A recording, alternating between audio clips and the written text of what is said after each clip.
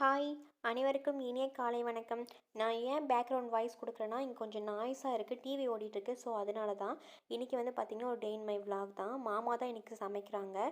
டெய்லியுமே வந்து மார்னிங் வந்து மாமா தான் சமைப்பாங்க. மாமா ஒர்க்கு போகிற டைமில் நான் சமைப்பேன், இல்லைனா அம்மா சமைச்சு கொடுப்பாங்க.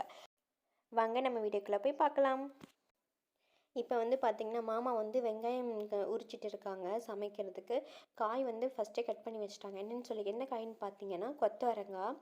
கொத்தவரங்காய் வந்து மாமா வந்து குட்டி குட்டியாக கட் பண்ணியிருந்தாங்க. ரொம்பவும் அழகாக இருந்துச்சு பார்க்க.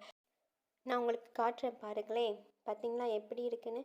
நல்லா இருந்துச்சு, சின்ன சின்னதாக கட் பண்ணியிருந்தாங்க. அதுக்கு பின்னே இது வந்து பார்த்திங்கன்னா ரசத்துக்கு ஃப்ரெண்ட்ஸ். ரசத்துக்கு அரைக்கிறதுக்காக பூண்டு, சீரகம், குருமிளகு, மல்லி, அதுக்கு பின்னே வரமிளகா, புளி இது எல்லாத்தையும் கிரைண்ட் பண்ணுறதுக்காக நான் எடுத்து வச்சுருக்கேன். ஸோ அதான் உங்ககிட்ட காமிச்சேன். இது வந்து பார்த்திங்கன்னா மாமா வந்து ரசத்துக்கு வந்து சின்ன வெங்காயம் வெட்டி கொடுன்னு சொன்னால் இவ்வளோ வெங்காயம் எடுத்து வச்சுருக்காங்க. ஸோ அதான் காமெடிக்கு உங்கள்கிட்ட காமிச்சிட்ருந்தேன். என்னோடய நேரமோ என்னமோ தெரியல ஃப்ரெண்ட்ஸ்.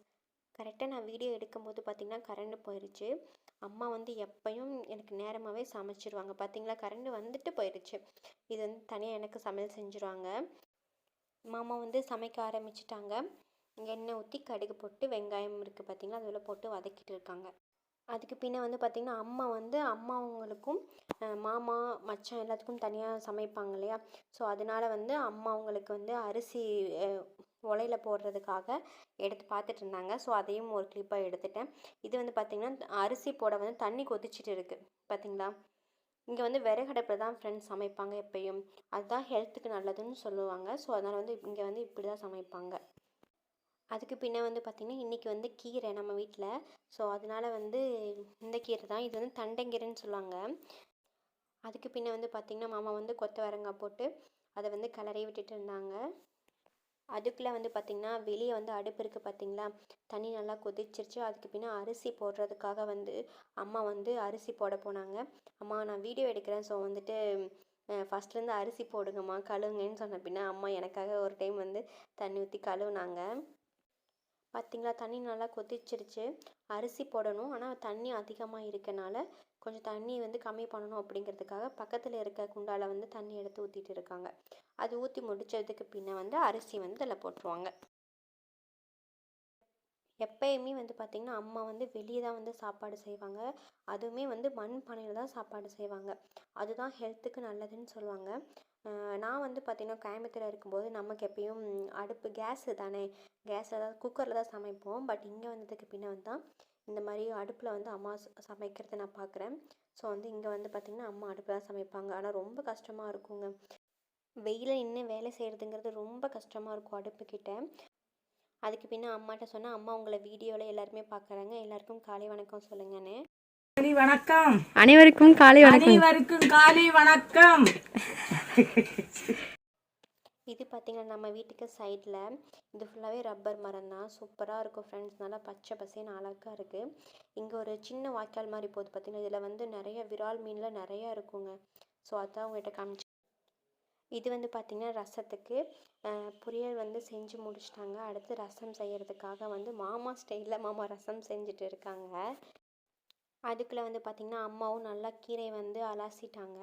கீரை பொரியல் செய்யணும் இல்லையா, ஸோ அது வந்து கட் பண்ணுறதுக்காக நல்லா கீரையை வந்து கழுவிட்டு இருக்காங்க. அதுக்கு பின்னே வந்து பார்த்திங்கன்னா அம்மா வந்து அந்த கீரையை வந்து குட்டி குட்டியாக வந்துட்டு கட் பண்ணிகிட்டு இருந்தாங்க. அதுக்குள்ளே வந்து பார்த்திங்கன்னா இந்த பொரியல் வந்து ரெடி ஆயிடுச்சு, கொத்தவரங்காய் பொரியல்.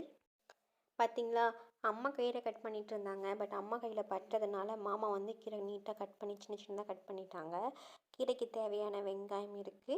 அதுக்கு பின்னே வந்து பார்த்திங்கன்னா ரசத்துக்கும் தேவையானது.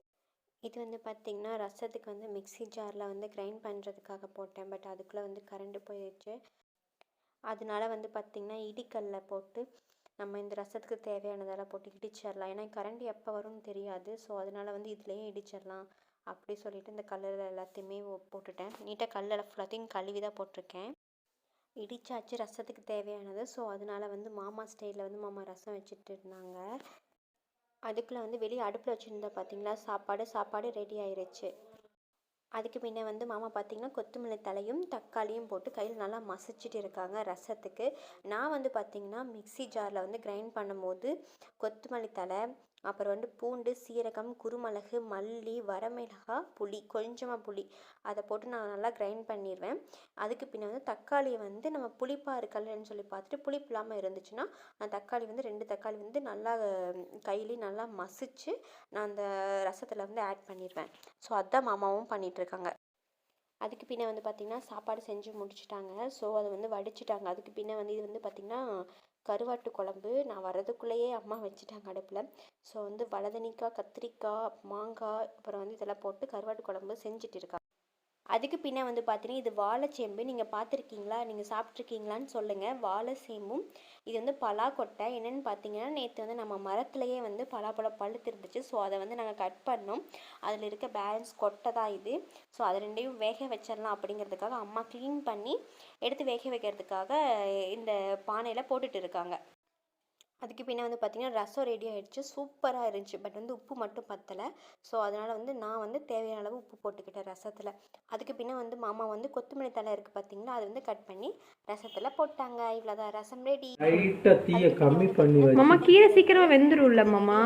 அதுக்குதான் தீயை கம்மி பண்ணி பார்த்தீங்கன்னா தேங்காய் பூ மட்டும் துருவி போடணும். அது வீடியோ எடுக்க முடியல ஃப்ரெண்ட்ஸ், சாரி.